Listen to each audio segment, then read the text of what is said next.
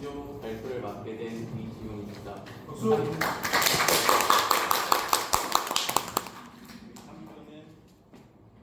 서희민, 이지용, 정희진 이렇게 3명이서 작업을 했고요. 오늘 얘기할 주제는 워터넷에 더해진 전로사고 감지 기술입니다. 이제 약간 우리나라에 친숙한 좀 K-워터라고 하면은 한국수정공사 이제 공기업인 그 기업의 사례를 가지고 왔습니다.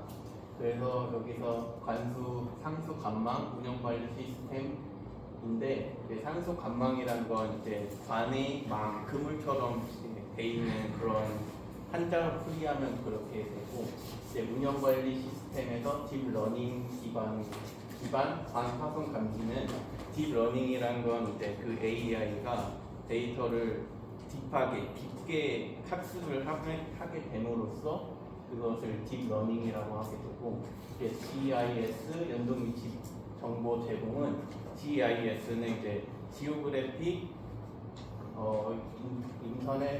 인포메이션 시스템입니다. 그래서 지오그래픽 정보, 지리 정보를 제공하는 시스템이라고 생각하시면 되겠습니다.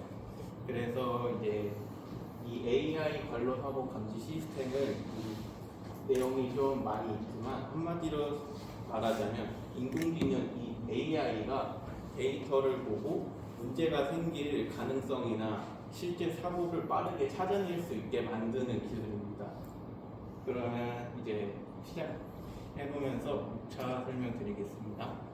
이제 처음으로 워터넷의 출발점, 이제 어떻게 시작이 되었는지 시작이 되고 관로 사고 감지의 필요성, 왜 이 사고를 이제 AI를 왜 써서 필요성을 해야 되냐, 그리고 기존의 감지의 한계, 기존에 썼던 방법은 왜 이제 문제가 있는지, 그리고 AI 사고 감지의 방식, 어떻게 이제 AI를 사용하는데 어떤 식으로 얘가 방지를 하게 되는지, 그렇게 해서 이제 적용 범위와 의미, 어떻게 적용이 넓게 되고 그 의미는 무엇인지로 마무리하겠습니다. 자, 이제 워터넷, 이 워터넷이라는 이 프로그램이 있는데 짧게 보시면은 이 처음에 관망을 진단하는 겁니다.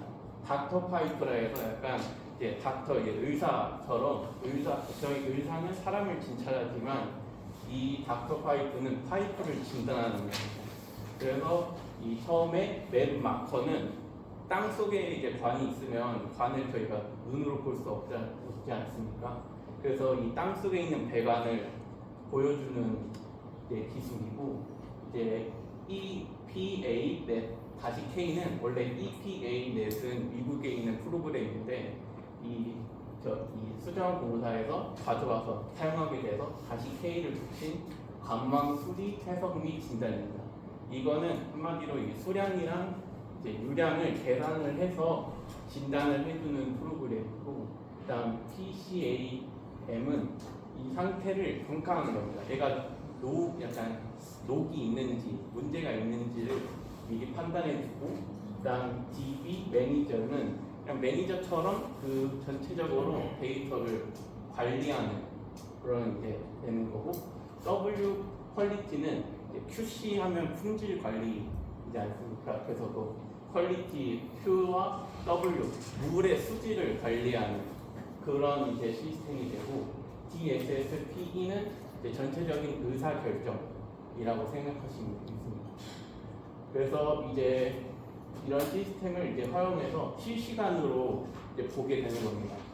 넷 오퍼레이션이라 해서 관망을 운영하게 되는데 실시간으로 관망을 이제 해서 유수율 제고를 위한 수량 관리. 이 유수율이라는 건 물이 이제 갔을 때 손실이 있을 수 있지 않습니까? 그 비율을 이제 보여주는 겁니다. 유수율 제고라는 건. 그래서 수송 에너지 저감을 위한 에너지 관리. 이 에너지 관리라는 거는 이 물을 보낼 때 펌프를 돌리고 하다 보면 전기를 소모하게 되잖아요. 그 전기를 절약할 수 있게 하는 방법을 이제 해주는 거고, 안전한 수돗물 공급을 위한 수질 관리는 이제 아까 여기 나왔던 물의 수질 관리 그것도 실시간으로 볼 수 있게 해주고 비상시 신속 대처를 위한 위기 관리. 이제 이 기술을 사용하는 주된 목적이 되는 이제 시스템이 되고 이 데이터를 가지고 마지막으로 수요를 예측하는 겁니다. 그렇게 해서 랩터 파이프 이제 진단해주고 넷 오퍼레이션을 실시간 운영 관리해주고 GSI와 아까 지리정보 SCADA는 얘는 이제 정보 데이터를 이렇게 저장을 해놓습니다. 그래서 그 데이터를 얘랑 GIS랑 연계해서 사용하게 되는 겁니다. 그래서 이 사고가 일어나면은 왜 안 되는지, 사고가 일어나면 반응이 안 되지만 어떤 문제가 우리한테까지 오는지 이제 보면은 이 수자원에서 만약에 관이 터지게 된다면 여기는 대형관을 사용하기 때문에 조금의 누수라도 많은 피해가 오기 때문에 이 사고가 났을 때 즉각적인 대응이 돼야 되는 게 핵심 포인트라서 이 사고를 빨리 알아차릴수록 대응 시간이 이제 줄어드는 겁니다.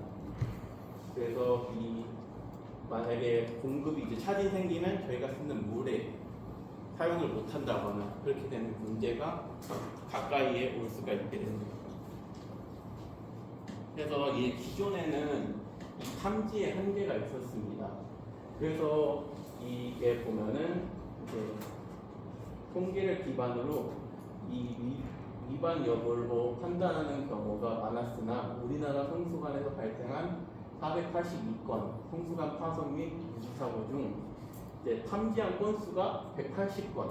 그만큼 이제 AI를 활용을 안 했을 때 저희가 누수를 거기가 이제 엄청 넓지 않습니까? 관들이 많고 거기를 이제 대응하기가 너무 어려운 겁니다. 하나하나 어디인지도 모르고 어디가 파손된지도 모르고 그래서 지금 이렇게 비율이 너무 낮게 되는 건데 그래서 이 비율이 낮은 거를 지금 이 AI를 활용한다는 건데 이제 어떤 순서로 약간 작동이 되냐면 이제 사고 감지 이제 위치를 이제 바로 확인이 됩니다. 모니터링에서. 그러면은 걔가 대응을 합니다. 차단을 하거나 아니면 뭐 작동을 중지시키거나 그 다음에 이제 그 왜 일어났는지 분석하고 대응을 하게 되는 거죠. 그래서 여기서 나온 게 정상 상태 측정. 그러니까 얘가 아까 딥러닝을 한다는 것처럼 계속 데이터를 얘가 저장하고 학습하는 그걸 계속 함으로써 기존과 이상한 변화가 있게 되면 내가 이제 판단을 하게 돼서 작동을 하는 거예요. 그래서 여기서 얘가 데이터를 어떻게 이제 갖고 오게 되냐? 이 IoT라는 그 센서가 있어요. 이 센서를 사용함으로써 IoT는 이제 인터넷 오브 띵스라고 해서 그냥 인터넷에 이제 연결된 이제 센서인데 이거를 IoT 센서가 압력과 유량을 계속 측정하는 겁니다. 각 구간마다. 그러다가 이제 평균 데이터 값이 있지 않습니까? 그거를 이제 얘가 학습을 해놓고 거기서 이제 변화, 차이를 보는 겁니다. 여기서 차이를 이제 보다가 얘가 이제 그 센서가 이제 그걸 보다가 이제 되는데 여기 보면 LSTM이라는 모델, XG 부스트, 랜덤 포레스트 이 모델들이 있는데 이 모델들이라 하면은 얘는 롱, 숏, 텀이라 해가지고 길게 이전에 했던 데이터들을 갖고 오는 겁니다. 지금 최근에 했던 것만 있으면 안전하지 않잖아요. 예전에 있던 거를 갖고 와서 최근에 맞게 변화하는 게 이 LSTM이고 XG 부스트는 이게 약간 조금씩 여러 개를 만들어놔서 조금씩 걔를 수정해 나가는 거예요. 그게 XG 부스트 모델이고 랜덤 포레스트는 이 랜덤이라는 게 약간 무작위 이런 뜻만 있는 게 아니더라고요. 그래서 약간 여러 개, 약간 여러 그런 뜻으로 사용이 돼서 약간 포레스트 광대한, 그래서 약간 하나만 한 명한테만 듣는 것보다 10명한테 듣는 게 더 정확해질 수 있는 거잖아요. 그래서 이게 모델이 이렇게 있게 됩니다. 그래서 이제 한마디로 이제 정리하자면 IoT 센서가 이거를 측정함으로써 이 측정된 데이터를 가지고 AI가 판단을 해서 이 시스템을 이용하게 되는 거죠.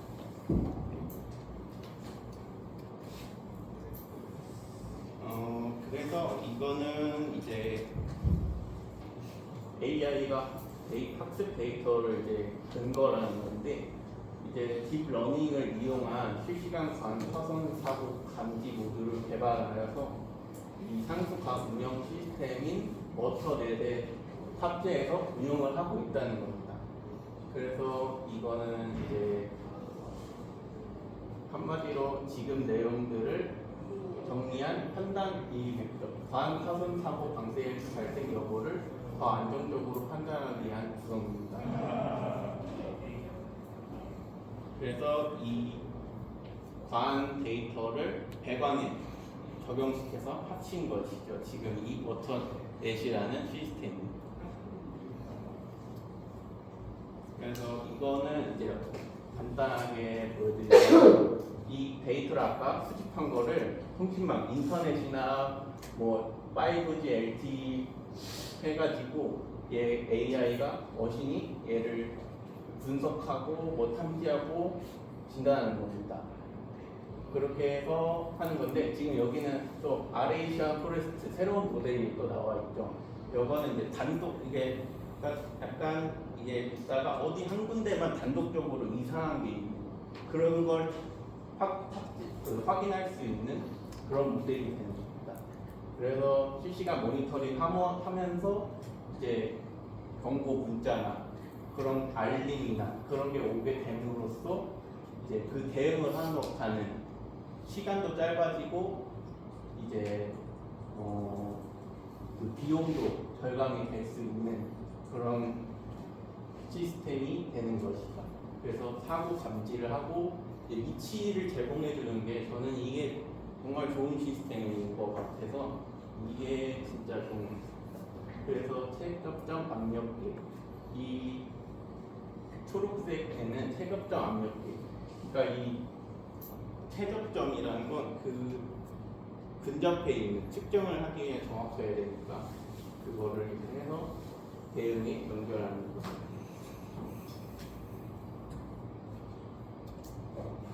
그래서 지금은 48개 광역 상수도에 탑재가 됐고 19개의 지방 상수도의 적용 범위를 확인했다고 합니다.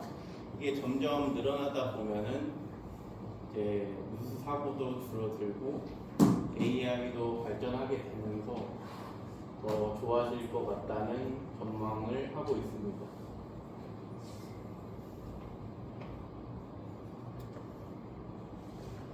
그래서 한마디로 이제 오늘의 결론으로 말씀드리면, 이 사후 대응이라는 게 실시간으로 이제 감지를 하다 보니까 우리가 빠르게 그거를 우리가 피해를 최소화할 수 있고, 그 피해를 최소화함으로 하면서 위치를 제공해 주니까 대응 속도가 빨라지고 신속한 대응을 통해 비용도, 수리의 비용도 절감할 수 있는 그런 이제 장점이 있게 되는 겁니다.